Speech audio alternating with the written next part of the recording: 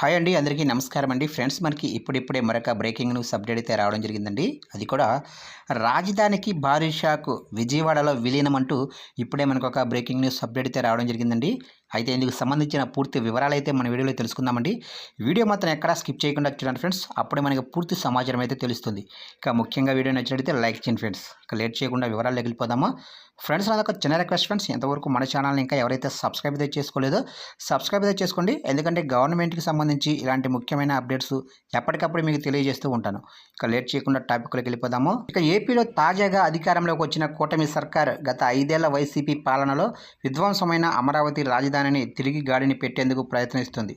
ఇందుకోసం గతంలో తమ ప్రభుత్వం వివిధ సంస్థలకు భూములు కేటాయించిన ప్రాంతాలని సుదూరంగా తీర్చిదిద్దడంతో పాటు కొత్త ప్రాజెక్టులకు ప్రయత్నిస్తుంది. అదే సమయంలో రాష్ట్రంలో ప్రధాన జాతీయ రహదారుల విస్తరణ, అమరావతితో లింకు కోసం కేంద్రం నుంచి ఆమోదం కూడా తెచ్చుకుంది.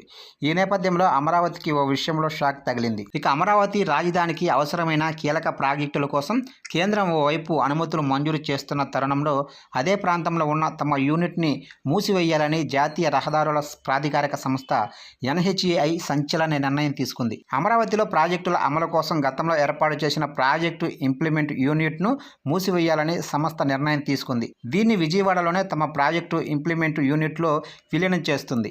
గతంలో టీడీపీ ప్రభుత్వం అధికారంలో ఉన్నప్పుడు అమరావతిలో ఎన్హెచ్ఏఐ ప్రాజెక్టు ఇంప్లిమెంట్ యూనిట్ ఏర్పాటైంది. అప్పట్లో Anantapuram Amaravati expressway, Amaravati outer ring road వంటి పలు ప్రాజెక్టులను ఇది చేపట్టింది. కానీ వైసీపీ అధికారంలోకి వచ్చినాక ఇవన్నీ పక్కన పెట్టేసింది. దీంతో పని లేకుండా పోయిన అమరావతి యూనిట్కు ఇతరత్ర పనులు అప్పగించారు. ఇప్పుడు ఏకంగా దీన్ని మూసివేసి విజయవాడ యూనిట్లో విలీనం చేస్తున్నారు.